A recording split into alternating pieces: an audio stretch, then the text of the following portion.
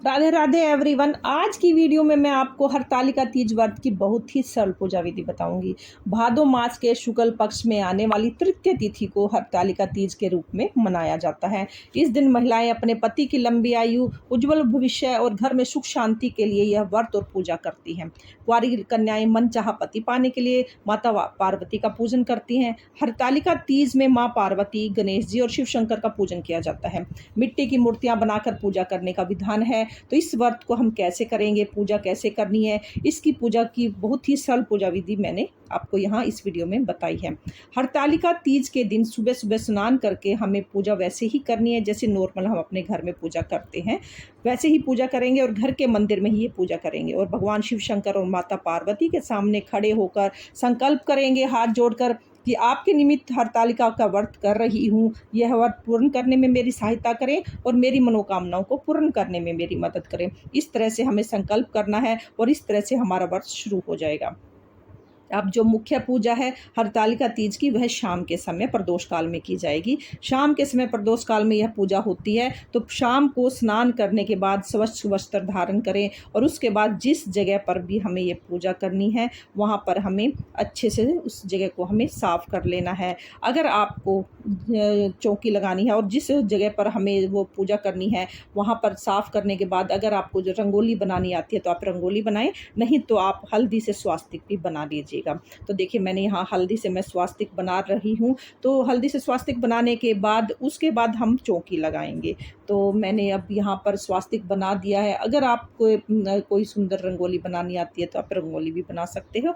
स्वास्तिक बनाने के बाद चौकी पर मैंने लाल रंग का कपड़ा बिछा दिया है और अब हम यहाँ पर थोड़ा सा चावल से या फूलों से आसन देते हुए मैंने यहाँ पर भगवान जो शिव शंकर की फ़ोटो मेरे पास है या वो मैंने यहाँ पर विराजमान कर दी है।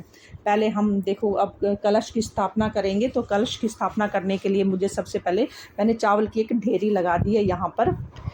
उसके बाद आप चाहो तो यहाँ पर अष्टकमल भी बना सकते हो या खाली आप चावल की ढेरी पर भी कलश की स्थापना कर सकते हैं।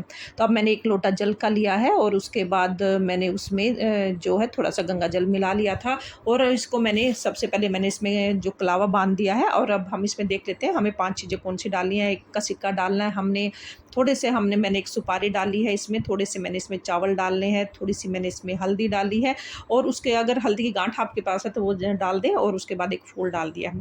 ये सब डालने के बाद हमने इसको जो हमने कलाष्ट कमल बनाया था हमने वहाँ पर इसको विराजमान कर दिया है। उसके बाद जो हमारे पास पंच पल्लव है वो उस पर तिलक करके चंदन करके वो हम लगाने के बाद एक पात्र में चावल लेकर उसको भरकर हमने यहाँ पर रख दिया है और अब हम यहाँ पर दीप प्रज्वलित कर देंगे। देसी घी का दीप मैंने यहाँ पे प्रज्वलित कर दिया है और उसके बाद अब हम एक कोई भी आप पात्र ले सकते हो और उसमें हमने थोड़े से चावल और फूल यहाँ पर फूल विराजमान कर दिए। अब हमने यहाँ पर गणेश जी को विराजमान किया है सबसे पहले, उसके बाद हमें भोले बाबा को विराजमान कर दिया है और अब हम यहाँ पर माता पार्वती के जो हमने मिट्टी की मूर्तियाँ बनाई है तो हम उन्हीं से पूजन करेंगे। अब हमने यहाँ पर सभी को विराजमान कर दिया है और अब हम लोटे से हमने एक शुद्धिकरण करना है। एक फूल ले लिया मैंने, फूल से मैं भाव के साथ शुद्धिकरण कर दिया है सभी का। अब हमें इनका पंचामृत से स्नान कराना है। पहले हम जल से स्नान कराएंगे सभी को, गणेश जी को, भोले बाबा को, माता पार्वती को, फिर उसके बाद कच्चे दूध से हम स्नान कराएंगे और उसके बाद फिर से जल से स्नान कराएंगे। ऐसे ये स्नान 3 बार कराया जाता है और 3 बार स्नान कराने के बाद हमारा स्नान जब हो जाता है तो आप स्नान कराने के बाद अब हम जनेऊ समर्पित करेंगे। सबसे पहले हम गणेश जी को, फिर भोले बाबा को और माता पार्वती को चुन्नी समर्पित करेंगे। फिर उसके बाद हम कलावा समर्पित करेंगे। सभी को कलावा समर्पित करने के बाद अब हम सबको तिलक करेंगे। जो भी हमारी फ़ोटो है उसको भी हमने कलावा समर्पित कर दिया है। अब हम तिलक करेंगे, चंदन से तिलक करेंगे, गणेश जी को तिलक करेंगे, भोले बाबा को तिलक करेंगे, माता को तिलक करेंगे, माता को रोली से तिलक करेंगे और सबको तिलक करने के बाद जो भी हमारे पास फ़ोटो है उनकी सभी स्वरूपों पर हम तिलक करेंगे। तो हम जो कलश है हमारे उस पर भी हम स्वास्तिक बना देंगे। रोली से स्वास्तिक बना सकते हो आप, चंदन से भी स्वास्तिक बना सकते हो। मैंने यहाँ पर रोली से स्वास्तिक बना दिया है और उसके बाद मैंने जो दीपक था उस पर भी मैंने तिलक कर दिया है। तिलक करने के बाद अब हम चावल समर्पित करेंगे सभी को और जो हमारे पास अगर आपके पास फूल माला है तो आप फूल माला भगवान को समर्पित कर दीजिए, नहीं है तो आप केवल फूलों से भी पूजा कर सकते हैं। और सभी जो गणेश जी हैं, भगवान जी, सभी को चावल समर्पित करने के बाद फूल समर्पित कर दीजिए।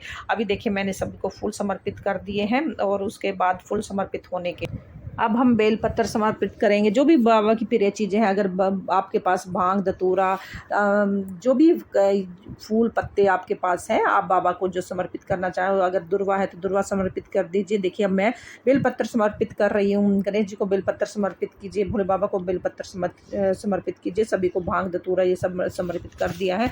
तो आप चाहो तो चंदन का तिलक करके भी सबको ये समर्पित कर सकते हैं। तो भोले बाबा को ये चीज़ें बड़ी प्रिय है, इसलिए उनके पूजन में ये चीज़ें ज़रूर समर्पित की जाती हैं। तो जो भी चीज़ें आपको मिल जाए कम या ज़्यादा तो आप समर्पित करिए। उसके बाद माता का श्रृंगार की सामग्री आप समर्पित कीजिए।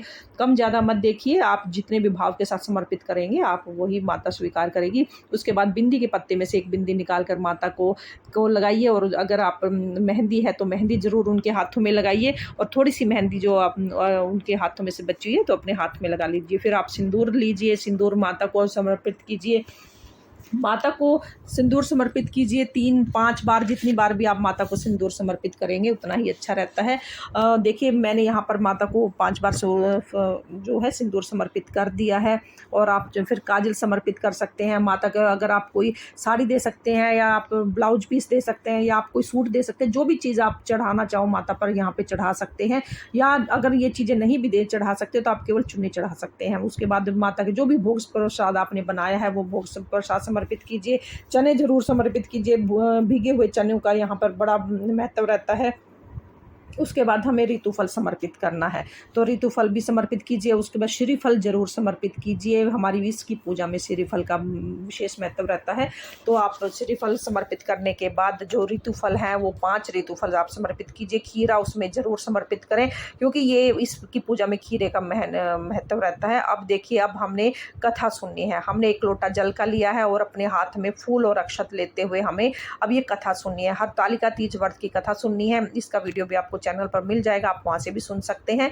कथा सुनने के बाद जो हमारे हाथ में फूल और चावल है वो हम सभी गणेश जी, शिव शंकर बाबा पर और माता पार्वती पर समर्पित करते हुए थोड़े से जल के लोटे में भी वो चावल के दाने हम डाल लेते हैं। उसके बाद फ्रेंड्स जो ये जल है ये तो हम सूर्य देव को समर्पित कर देंगे, अर्घ दे देंगे। अगर आपने शाम के समय पूजा की है तो फिर हम ये रात को चंद्रमा को अर्घ दे सकते हैं। उसके बाद देखिए, अब हम एक छोटा सा हवन कर लेते हैं। ये हवन आप गोबर से, गाय के गोबर के उपले से भी बना सकते हो, या तो कपूर से भी कर सकते हैं। मैंने कपूर से को जला लिया। अब यहाँ पे मैं 5 आहुतियाँ दूंगी, 5, 7, 9, 11 आप आहुतियाँ दे सकते हैं।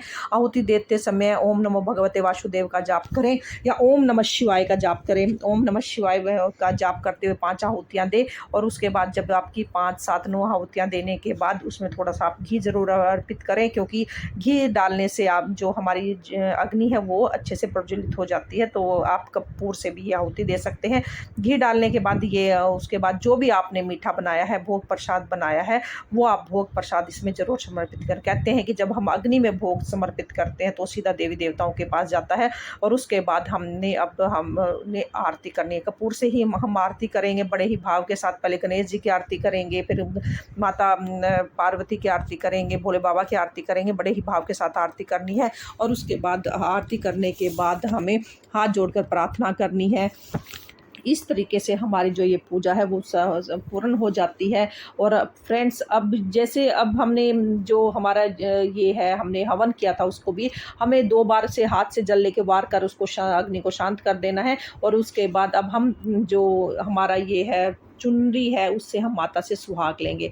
जो हमारा पल्ला है, चुन्नी का पल्ला है या साड़ी का पल्ला है, उससे हम माता से सुहाग लेंगे। सुहाग लेने के लिए हमें क्या करना है कि हमें पल्ला लेकर जो हमने माता को सुहाग चढ़ाया है यानी कि सिंदूर चढ़ाया है, वो सिंदूर से हम माता को टच करके अपने मांग में भरते हैं। तो इस तरीके से सुहाग लिया जाता है। तो ये सुहाग लेना बड़ा ही शुभ होता है। माता के व्रत में सुहाग, माता पार्वती हमेशा सुहाग देती है। पति की लंबी आयु के लिए ये सुहाग आपको जितनी बार आपने चढ़ाया उतनी बार ही माता से कम 3 या 5 बार आप ये सुहाग जरूर लें और अपनी मांग में भरें। तो फ्रेंड्स, इस तरीके से हमारी पूजा पूर्ण हो जाती है। और हाथ जोड़कर माता से प्रार्थना करें, भगवान से प्रार्थना करें और अपनी मनोकामना पूर्ण करने के लिए उनसे विनती करें। अगर आपकी पूजा, हमारी पूजा में कोई कमी रह गई है तो इससे क्षमा याचना करें। तो ये छोटी सी सरल पूजा विधि थी फ्रेंड्स। फ्रेंड्स। और ये जो जल का लोटा है इसको आप सूर्य को अर्घ दे सकते हैं। अगर आपकी पूजा शाम के समय हुई है तो आप ये चंद्रदेव को अर्घ दे सकते हैं। तो फ्रेंड्स, आपको ये जो हमने माता को जो प्रसाद चढ़ाया घर के सभी सदस्यों में बांट सकते हैं। और माता रानी को जो साड़ी चढ़ाई है, दक्षिणा चढ़ाई है, प्रसाद चढ़ाया है, ये इसका बयाना निकाल कर हमें अपनी सास को, ननंद को, देरानी जेठानी को हम दे सकते हैं। पूरी रात चौकी यहीं रहेगी, अगले दिन चौकी उठानी है। और इसके बाद इसका पूजन कैसे करना है, वो अखंड दीपक अगर आप जला सकते हैं तो अखंड दीपक ज़रूर जलाएं।